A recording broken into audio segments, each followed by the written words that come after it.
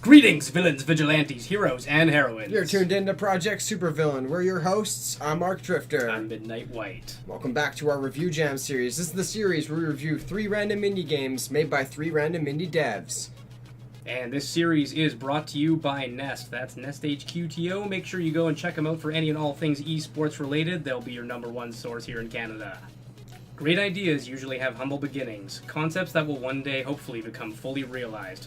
Whether or not that's the case here, that's up to you, but these demos are sure to impress, if not just intrigue. The 3 games we've chosen today may never see the light of day, as all of them are early designs, or, as stated before, demos.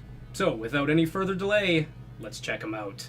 Nothing in Sight. The first game today, Nothing in Sight, was actually developed as a graduation project by students at a college in France, which we will not bastardize the name of by attempting to pronounce. So, there it is. Anyways, this game has a super cool idea behind it, and a lot of potential. However, it is unlikely this particular game will be taken any further, with it being a school project and not an actual published video game release. But let's talk about everything that makes this game a great one. Step into the boots of 4 French soldiers, Francis, Léon, Milo, and Sylvain, stationed at Ypres in a surprisingly sanitary trench during World War I. Throughout their deployment, you will be the one giving the orders to the troops, distributing their mail, managing their hunger and morale, assigning them tasks, and generally just trying to help them survive their time in the trenches. The characters, though not very deep, are each distinguishable from each other and have their own personalities and principles. As well, they each bring their own experience and skill sets to the table. All of this will need to be taken into account and carefully managed to ensure your soldiers outlast the constant barrage of enemy artillery and the many other hazards of the trench. Playing from an isometric view, you will be controlling your troops in a similar fashion to games like Total War or Command & Conquer. Like a small-scale version of them. Mammoth tank it simple.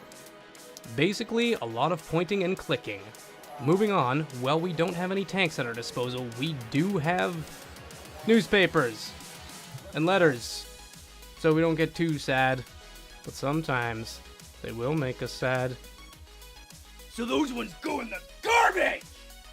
For real though, in order to keep the morale of your troops in good condition, you will have to selectively censor what news they get from the outside world. Each will handle certain news differently, and it could boost or lower their morale. If Francis's girlfriend writes a letter wanting to break up, he's gonna be a sniveling, useless pile, and there's no ice cream to help.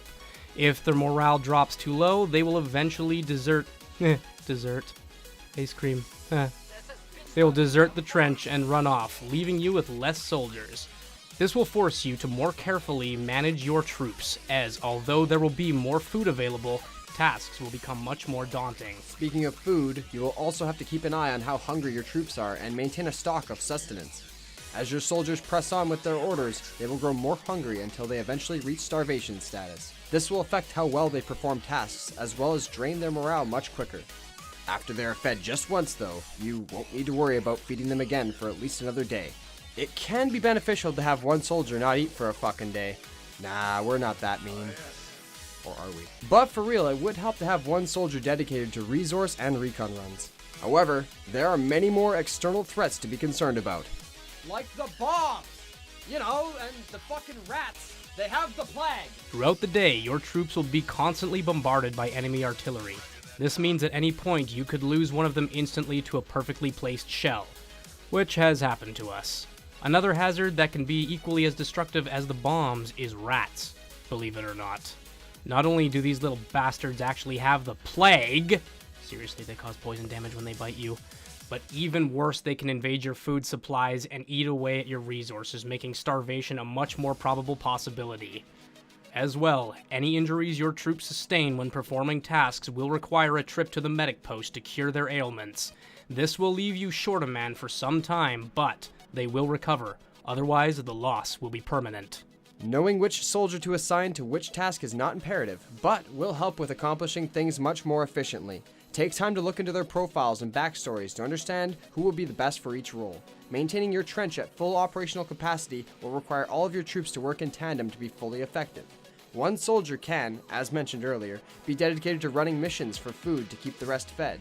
Meanwhile, another can be positioned in the watch to draw enemy fire away from the troops in the trench. Any damage to the trench should be repaired immediately, lest it fall to pieces, ending your campaign. When it's time for your troops to rest, they can be directed towards the shelter. Though not safe from enemy fire within, which is odd, they will be able to rest, eat, and regenerate their health, stamina, and morale as they recoup from the stress of war. Seeing as this game is in such early concept, it's cool to imagine the different directions this type of gameplay could take you. Not only do I feel like there's lots to expand in the whole World War I area, but this game style could be used in any number of situations. Imagine playing this game as 4 astronauts defending the space station from aliens. My point being, this is a very interesting gameplay style that I'd like to see expanded upon soon. I'll second that. I thoroughly enjoyed my time with Nothing in Sight. Being a big history and war buff, I was super intrigued to see what was on offer here. With more expansion upon the core concepts of this game and its deepening of its narrative, level designs, it's a gem in the making. Here's hoping that someone, somewhere down the line, looks at this game and says, yeah, I can make that work. Photobomb. Very obvious Canadian developer Milkbag Games has officially earned our respect just by having that name. You ever seen bagged milk? It's a strange thing, man. We don't even know why it exists. But we do know why this game exists. It has a surprisingly deep message that may not be immediately apparent, but is relevant as ever in our day and age. It was created as a commentary on the Boston bombings of 2013. Social media played a huge role in identifying and apprehending the suspects. Unfortunately, before the arrest of some of the actual suspects, innocent people were accused of committing the crime. This aspect of reality is one that will play an integral part in the outcome of the game. This game is quite literally 2 minutes long, as you're on a timer to investigate and arrest who you believe to be the suspect. In order to locate them, you will comb through social media images and videos on a completely randomized timeline. Using these images, you will have to identify 6 suspects, all of a different color, i.e. red, blue, green, and determine which of them is responsible for detonating the bomb.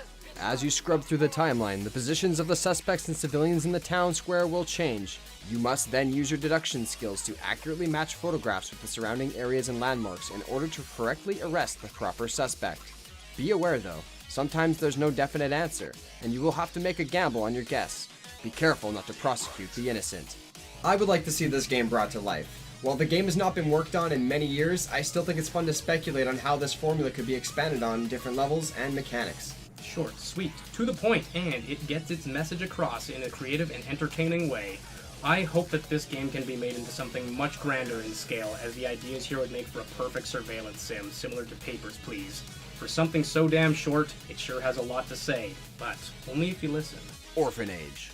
Studio Black Flag brings us Orphan Age, an isometric survival sim and strategy game where you play as your own customizable orphan, like you've always wanted to.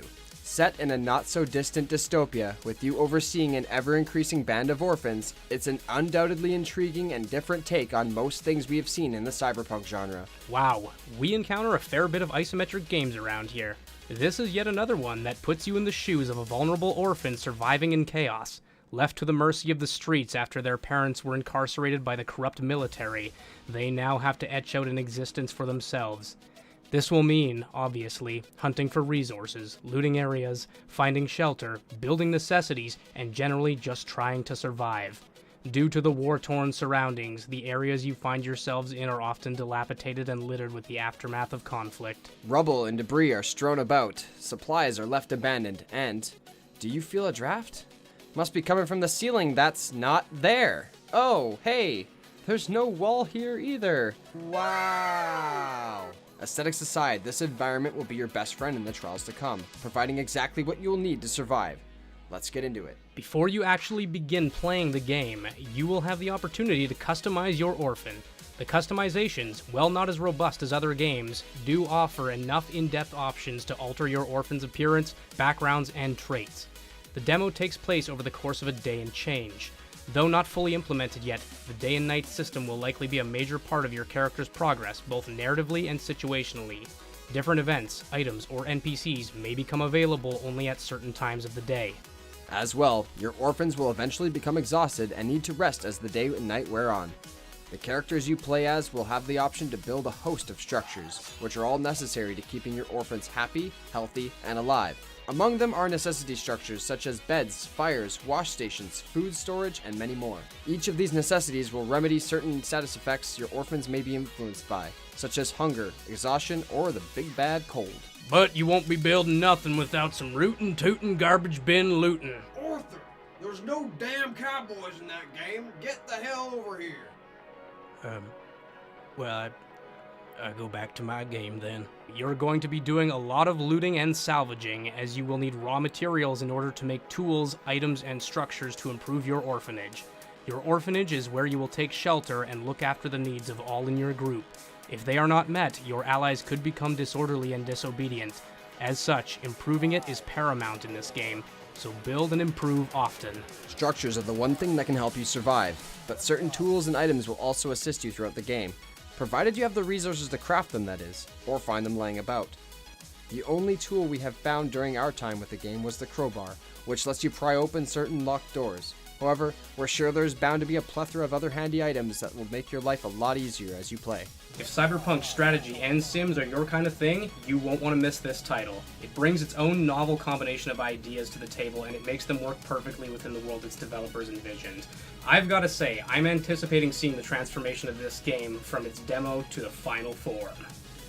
Speaking of the final product, we don't know when it's coming, but what we do know is that it's a super enjoyable experience, and we hope to be able to cover the game when it fully releases. That's another 3! Another 3 out of the way. Only an endless supply of games to go. We hope you enjoyed the show. And don't forget to check out Nest. That's National Esports Tournament. All the links will be in the description for them. If you want to check us out, show us some support. We really appreciate that. We're Project Supervillain. You can find us on all your favorite social media platforms. Most notably, you can find us on Twitch, YouTube, and Mixer, where we stream fairly regularly. Tuesday through Saturday, you can catch us. So go ahead and tune in. We appreciate all support.